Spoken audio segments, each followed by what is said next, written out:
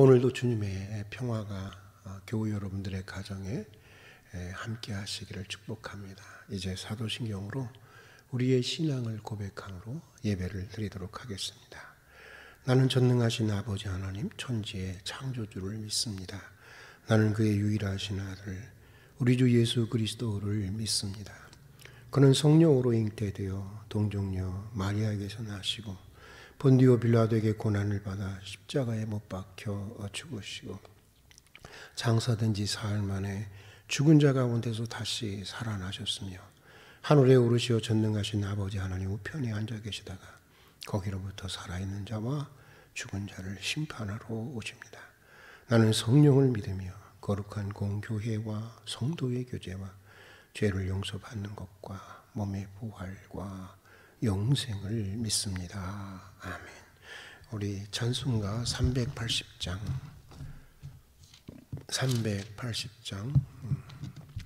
나의 생명 되신 주, 나의 생명 되신 주. 우리 380장 같이 부르시겠습니다. 나의 생명 되신 주, 주님 앞에 나아갑니다. 주의 흘린 보혈로 정케 하사 받아주소서. 날마다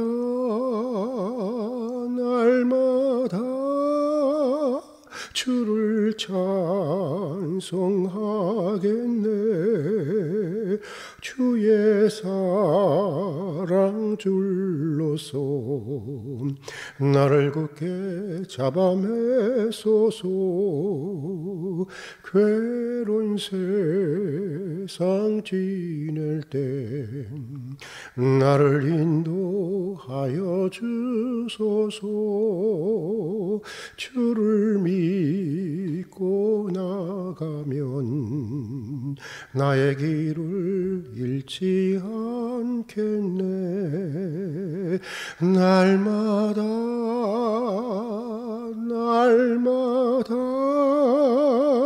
주를 찬송하겠네.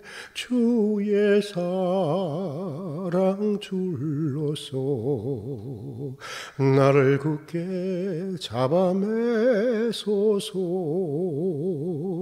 세상 살아갈 때에 주를 더욱 사랑합니다. 밝고 빛난 천국에 나의 영혼 들어가겠네. 날마다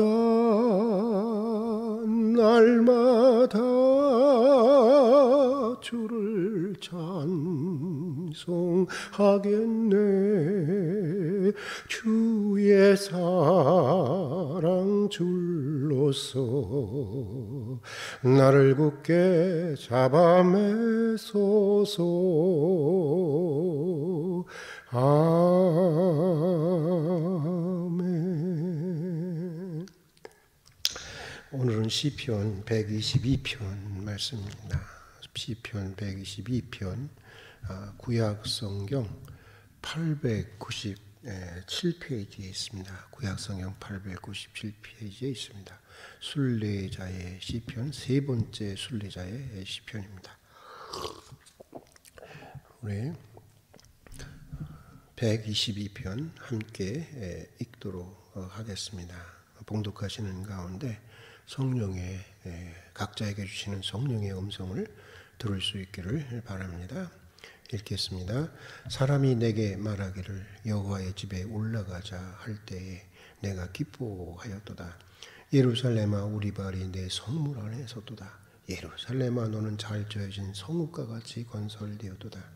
지파들 곧 여호와의 지파들이 여호와의 이름에 감사하려고 이스라엘의 전례대로 그리로 올라가는도다. 거기에 심판의 보좌를 두셨으니 곧 다윗집의 보좌로다. 예루살렘을 위하여 평안을 구하라. 예루살렘을 사랑하는 자는 형통하리로다. 내 성 안에 평안이 있고 내 궁중에는 형통함이 있을지어다. 내가 내 형제와 친구를 예어 이제 말하리니 내 가운데 평안이 있을지어다. 여호와 우리 하나님의 집을 위하여 내가 너를 위하여 복을 구하리로다. 참 아름다운 시편인 것 같습니다. 오늘도 이른 새벽 이렇게 주님을 예배하고 기도하는 자리에 나와주신 여러분께 감사를 드리고, 이 새벽도 주님의 세미한 음성을 듣고 응답의 역사가 나타나는 그런 시간이 될 수 있기를 주님의 이름으로 축복합니다. 오래전에 어떤 목사님으로부터 이런 이야기를 들었습니다. 자기 교회에 다니는 교인 중에 경찰서장을 하시던 분이 갑자기 쓰러지셔서 일어나지 못했다고 하는 것입니다. 의식은 있었지만, 의식도 있고 말할 수는 있었지만 움직일 수가 없었다고 하는 것입니다. 그런데 처음에 신방할 때는 이분의 소원이 굉장히 많이 있었다는 것입니다. 빨리 일어나서 이것도 하고 저것도 하고 싶고. 그런데 그렇게 2년 또 3년이 흐르다 마지막에는 아무 소원이 없었다는 것입니다. 오직 하나, 목사님 나 죽기 전에 교회 가서 예배 한번 드리고 싶습니다. 그러고 죽으면 한이 없겠습니다. 교회 한번 가서 예배 드리는 것이 그분의 유일한 소원이 되었다고 하는 것인데, 여러분 그렇습니다. 우리 그리스도인에게 있어서 교회라고 하는 것은 바로 단적으로 얘기하면 이런 것입니다. 예배란 바로 이런 것입니다. 평안할 때는 잘 모르지만 인생의 절박한 위기의 순간에는 교회 한번 가서 예배 한번 드리는 것이 마지막 부탁이요, 마지막 소원이 될 수가 있는 것입니다. 그리스도인의 영혼의 고향이 바로 교회예요. 또 예배이기 때문인 것입니다. 요즘 코로나 사태로 장기간 우리가 비대면 예배를 드리면서 우리가 함께 공적으로 모여서 교회 예배를 드리지 못하기 때문에 드리면서 우리가 이게 피부적으로 느끼는 것이 그런 게 아닐까, 그런 생각도 해보게 됩니다. 오늘 우리가 읽은 시편 122편의 말씀도 그것을 말해주고 있는데, 오늘 시편 말씀은 오랜 순례길을 마친 그 순례자들이 예루살렘에 있는 하나님의 성전에서 예배를 드리면서 예배를 통해서 얻게 되는 그 은혜를 간증하는 시요, 노래요, 또 찬양입니다. 먼저 오늘 시편 기자는 1절에서 이렇게 고백하고 있는데, 우리 한번 같이 읽어보도록 하겠습니다. 사람이 내게 말하기를 여호와의 집에 올라가자 할 때 내가 기뻐하였도다. 우리 다시 한번 읽어볼까요? 사람이 내게 말하기를 여호와의 집에 올라가자 할 때 내가 기뻐하였도다. 무덤덤하였도다가 아니라 기뻐하였도다고 말하고 있습니다. 오랜 순례길을 마치고 이제 성전에 이르러 예배를 드리는 순례자들의 마음을 표현해 주고 있는데, 여러분 어떻습니까? 예배를 드리려고 하는 여러분의 마음이 이와 같습니까? 기쁨이 있습니까? 감사가 있습니까? 감격이 있습니까? 기대가 있고 중심으로부터 우러나오는 진실한 찬양이 있습니까? 이미 여러 시간을 통해서 우리가 예배 시편들을 살펴보았지만, 예배 시편들은 하나같이 똑같이 다 매우 밝으면서 모두 기쁨과 감사로 이렇게 시작하고 있는 것을 보게 됩니다. 그것이 공통된 예배 시편의 이 특징이라고 볼 수가 있습니다. 물론 사람인데 걱정거리가 왜 없겠습니까? 생각이 복잡하기도 합니다. 문제가 있을 수 있습니다. 그러나 하나님 앞에 예배하러 나가는 사람에게는 찬송이 먼저고 감사가 먼저고 기쁨이 먼저라는 것입니다. 내 소원이 먼저가 아닙니다. 내 간구가 먼저가 아닙니다.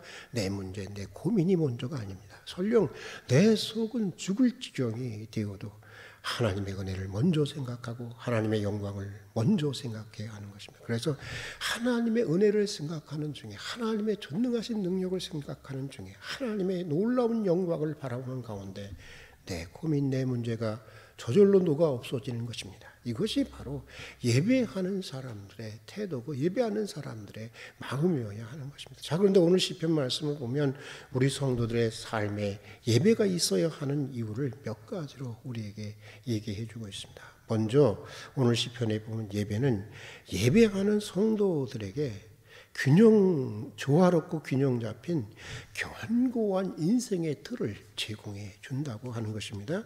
우리 2절부터 4절까지 한번 말씀을 같이 한번 읽어보도록 하겠습니다. 2절부터 4절까지 이것을 말해주고 있는 것으로 저는 해석하는데 2절부터 4절까지 말씀을 한번 읽어보도록 하겠습니다. 같이 읽겠습니다. 예루살렘아 우리 발이 네 성문 앞에 섰도다. 예루살렘아 너는 잘 짜여진 성과 같이 건설되어도다. 지파들 곧 여호와의 지파들이 여호와의 이름에 감사하려고 이스라엘의 전례대로 그리로 올라가는도다. 이렇게 말하고 있습니다. 하나님의 성전이 있는 예루살렘 성에 대한 이 시편 기자의 고백인데 예루살렘 성전뿐만이 아니라 예루살렘 성 전체가 마치 정교한 수를 놓듯이 하나님을 예배하기 위해서 매우 조화롭고 균형감 있고 견고하게 잘 지어진 성이라고 하는 것입니다. 어디 한 군데도 엉성한 부분이 없다는 것입니다. 돌 하나도 허투루 놓이지 않았다는 것입니다. 모두가 꼭 있어야 할 자리에 있는 매우 조화롭고 매우 균형 잡힌 매우 탄탄한 성이라고 하는 것을 아름답고 탄탄한 성이라고 하는 것을 고백하고 있습니다. 시편 기자는 여기서 예배자에게 주어지는 은혜를 예루살렘 성의 건축 구조를 통해서 저는 비유하고 있다고 생각을 합니다. 그러니까 예배는 우리가 세상에서 경험하는 온갖 소요와 동요, 많은 불안과 정말 이런 복잡한 생각들, 갈피를 잡지 못하는 생각들, 또 상하고 더럽혀지고 흐트러진 우리의 삶이 예배를 통해서 다시 조화와 균형과 아름다움 그리고 탄탄한 그것을 찾게 해 준다고 하는 것입니다. 우리의 지성과 감성과 의지가 균형을 찾게 되고 영혼의 고요와 평화를 가져다 준다는 것입니다. 예배를 통해서 모든 것들이 다시 정리되고 이렇게 제자리를 찾게 되는 것입니다. 그래서 잘 짜여진 예루살렘 성처럼 우리 인생의 견고한 틀이 예배를 통해서 다시 세워지게 된다는 것입니다. 이것이 우리가 예배드려야 할 이유라고 하는 것인데 아마도 예배를 통해서 은혜를 체험했던 분들은 오늘 제가 이렇게 말씀드리는 것을 아마 이의를 다실 분은 없을 거라고 생각이 듭니다. 다 동의하시는 내용이 아닌가 생각합니다. 예배 한번 잘 드리고 나면 여러분 그런 우리들 자신을 발견하지 않습니까? 자, 그리고 또 우리가 예배드려야 하는 이유는 우리가 예배를 통해서 보다 분명한 하나님의 뜻을 찾게 되고 알게 되고 우리의 관심이 하나님의 뜻에 주목하게 된다고 하는 것 때문에 우리가 예배를 드리는 것입니다. 오늘 시편 기자는 이것을 5절에서 말하고 있는데 우리 다 같이 한번 5절의 말씀을 읽어보도록 하겠습니다. 5절 말씀 읽겠습니다.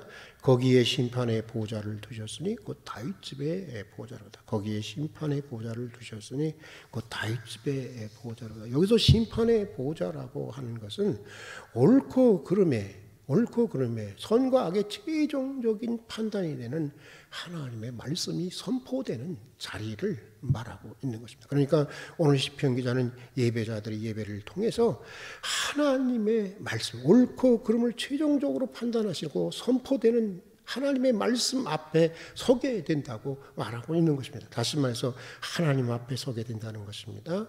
물론 예배에 참석하지 않고 우리가 집에서 얼마든지 혼자서 말씀을 읽을 수 있습니다. 물론 또 그래야 합니다. 그러나 혼자 성경을 읽을 때 우리는 솔직히 하나님의 말씀을 잘 이해하기도 어렵고 자신의 무지와 편견으로 하나님의 말씀을 엉뚱하게 이해할 수도 있는 것입니다. 우리가 항상 이것을 기억해야 하는데 성경은 말입니다. 개인에게 주어진 책이기에 앞서서 물론 개인에게 주어진 책이기도 합니다만 그 앞서서 교회의 책이라고 하는 것을 교회에게 주어지고 교회가 선택했고 교회에게 주어진 책이라고 하는 것을 우리가 꼭 이해해야 하는 것입니다.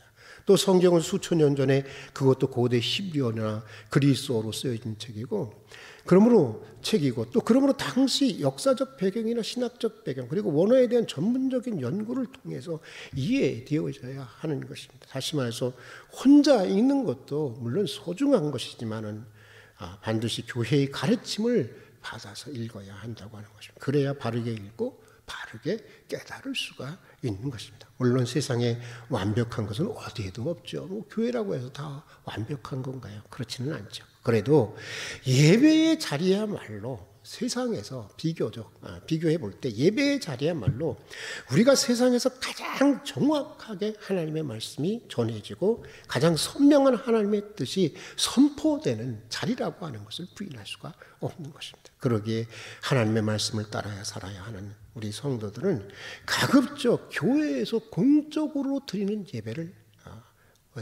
자주 드려야 하는 것입니다. 예배를 통해서 평소 세상적인 욕심이나 무지에 붙들려 사는 우리가 하나님의 뜻을 알게 되는 것이고 또 그 하나님의 뜻에 우리의 관심을 다시 집중시킬 수가 있기 때문인 것입니다. 자, 또 성도들이 예배를 드려야 하는 오늘 시편 기자의 이유는 이런 것입니다. 예배자에게 하나님께서 평안을 주시고 그 인생을 형통하게 해주신다고 하는 것입니다.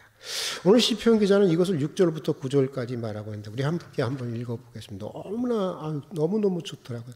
오늘 제가 여기 새벽에 우리 모든 교우들을 위해서 이 기도로 축복하고 싶은 그런 내용인데요.